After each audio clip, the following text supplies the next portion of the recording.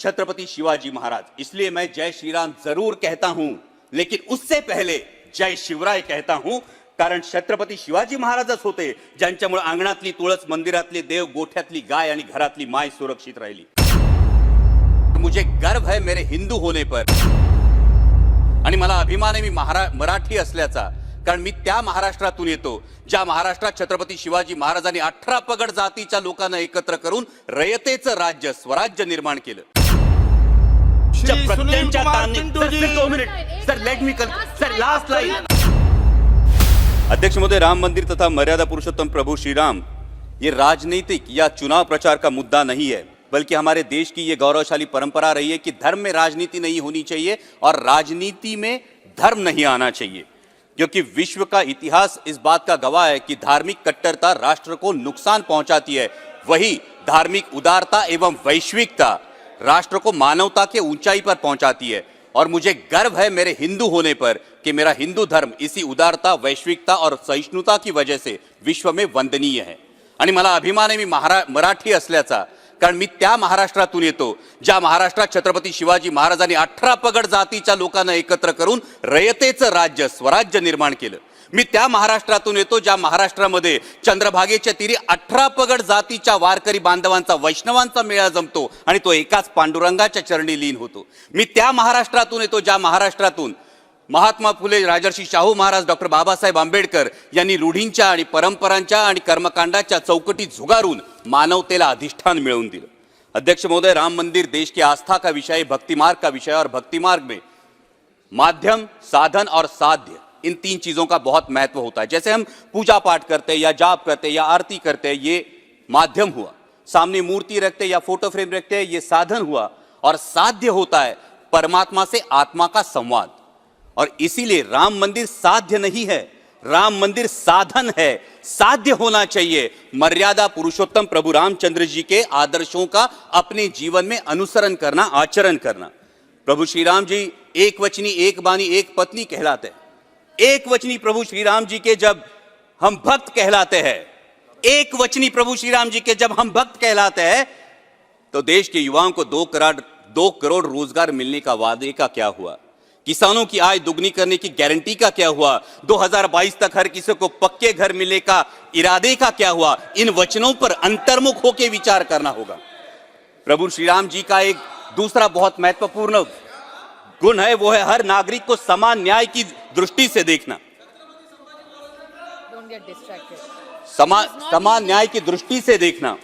लेकिन समस्त देशवासी देख रहे हैं, जब आईस मतलब इनकम टैक्स, सीबीआई, ईडी की जब कार्रवाई होती है तो सिर्फ सत्ता पक्ष के नहीं, विपक्ष के नेताओं पर, सर 2 मिनट, विपक्ष के नेताओं पर होती है।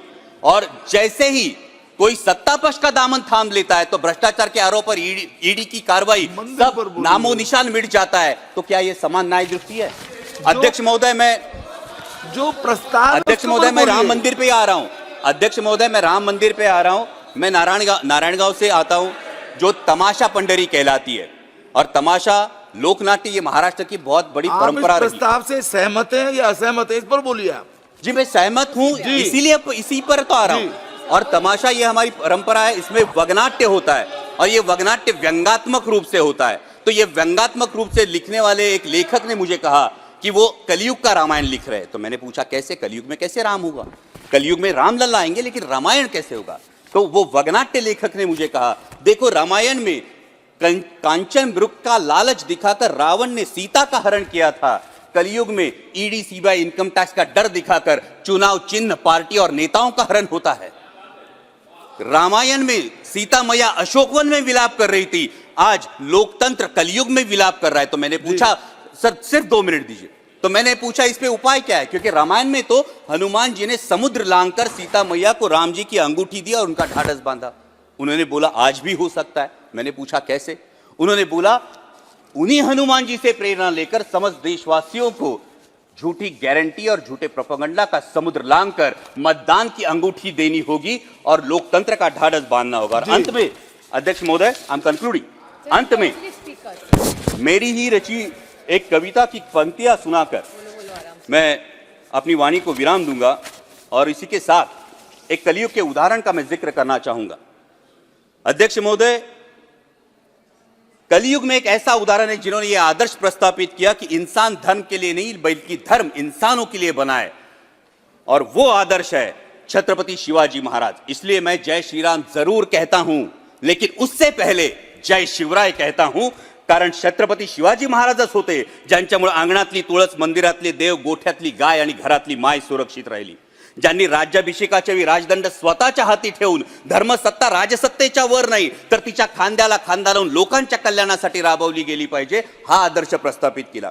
उन्हीं छत्रपति शिवाजी महाराज के राज्याभिषेक की 350वीं वर्षगांठ हम मना रहे हैं, और संयोगवश माननीय प्रधानमंत्री जी शिव जयंती के अवसर पर मेरे चुनाव क्षेत्र का अभिमान किले शिवनेरी पर आ रहा है। मैं माननीय प्रधानमंत्री जी का तहे दिल से स्वागत करता हूं, और साथ ही में बड़ी विनम्रता से उन्हें याद दिलाना चाहता हूं कि आपके करकमलों से रामलला की प्राण प्रतिष्ठा तो हो गई, राम मंदिर का निर्माण तो हो गया, लेकिन अरबी समुद्र में होने वाला छत्रपति शिवाजी महाराज का शिव स्मारक, जिसका जल पूजन आप ही के करकमलों से 24 दिसंबर 2016 में हुआ था, वो अभी भी निर्माण की प्रतीक्षा। सर सिर्फ 2 मिनट दीजिए, सिर्फ 2 मिनट। और इसी के साथ बराबर एक्सटेंड हो रहे हैं सर, उसी शिव स्मारक, एक ही स्पीकर हूं सर, और उसी शिव स्मारक के साथ मेरे चुनाव क्षेत्र शिवनेरी किले के परिसर में शिव संस्कार स्मारक बनाया जाए, जिससे देश के युवाओं को माता और मातृभूमि के लिए सर्वोच्च योगदान की प्रेरणा मिलती रहे। और अंत में मेरी कविता की पंक्तियां सुनाकर मैं अपनी वाणी को विराम दूंगा। मंदिर का निर्माण हुआ, राम लल्ला भी विराजमान हुए। मंदिर का निर्माण हुआ, राम लल्ला भी विराजमान हुए। अब जिम्मेदारी बनती है और सवाल भी उठता है, अब जिम्मेदारी बनती है और सवाल भी उठता है, राम लल्ला तो आ गए, अब राम राज्य कब आएगा? मंदिर में घंटा बजाने से, पूजा अर्चना करने से दिल को सुकून तो मिलेगा, परंतु मेरे देश में राम राज्य कब आएगा? आस्था के विषय पर राजनीतिक रोटियां सेकने से चुनाव प्रचार का मुद्दा तो मिलेगा। आस्था के विषय पर राजनीतिक रोटियां सेकने से चुनाव प्रचार का मुद्दा तो मिलेगा, परंतु मेरे देश में राम राज्य कब आएगा? राम राज्य तो तब आएगा, राम राज्य तो तब आएगा जब धोबी की तरह आम देशवासी की शंका का समाधान होगा, जब आज की शबरी के बेरों का आदर और प्रेम पूर्वक स्वीकार होगा, जब किसान, मजदूर, महिला, हर नागरिक के साथ समान न्याय होगा, किसानों को मेहनत का सही दाम और मेरे हर युवा के हाथ को काम होगा। राम राज्य तो तब आएगा। सर सिर्फ 2 मिनट कंक्लूडिंग सर। राम राज्य तो तब आएगा, राम राज्य तो तब आएगा जब मंदिर पर लहराता भगवा तिरंगे का रंग प्रतीत होगा। दहलीज के बाहर कदम रखते ही राम, रहीम, रॉबर्ट हर कोई सिर्फ भारतीय कहलाएगा। जब प्रत्यंचा तानी, सर सिर्फ 2 minute sir, let me sir, last line. Ram राज्य तो तब आएगा जब एकाध। सभापति महोदय, मैं जी आपके प्रति आप बोले।